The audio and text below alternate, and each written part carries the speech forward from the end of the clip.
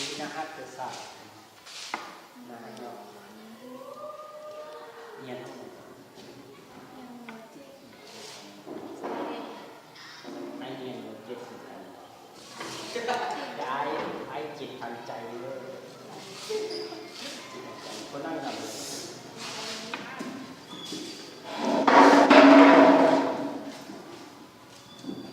ดูซับงามเนาะ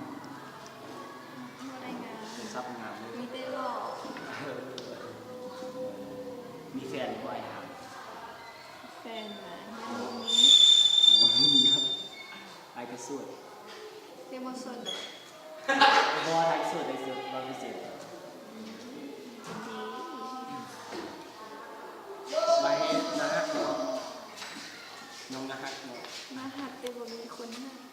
โอ้ยขัดซันไอฮักเด้อ จริงโน่น เทก็ เสื้อ ไอว่าจับใจไอกระสุดไอมีแฟนเทก็นอกจากปีแล้ว ชาย17 เนาะมีเข้าเนาะคือไอทำเนี่ยน้องคุณโมเหมือนที่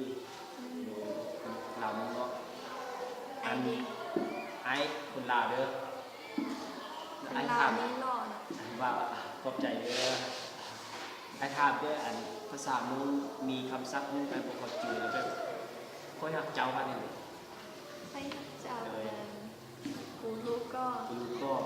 ลงฮักแค่อย่าชิมไอเด้อ เอ้ย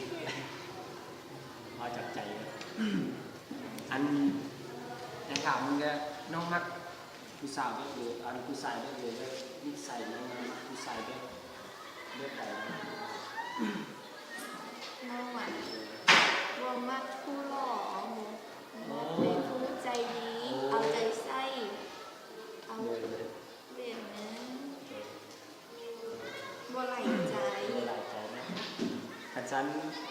ไอ้ก็บุคือหลายใจเลยอีกอย่างถึงไอ้สิบโลดเองไอ้ก็ฮักน้องคนเดียว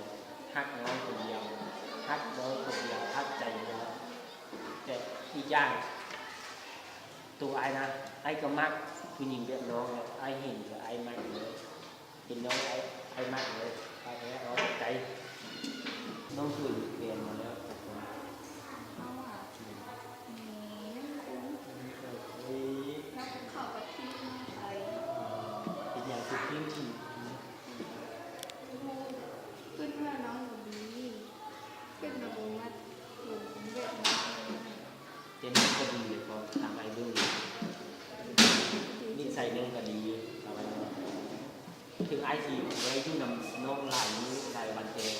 ไอมาเพิ่งเพียง30-40นาทีไอก็พูดว่าน้องน่าหักเลยจิตใจน้องก็ดีแต่ตกลงเนาะดูแกจะว่าเนาะ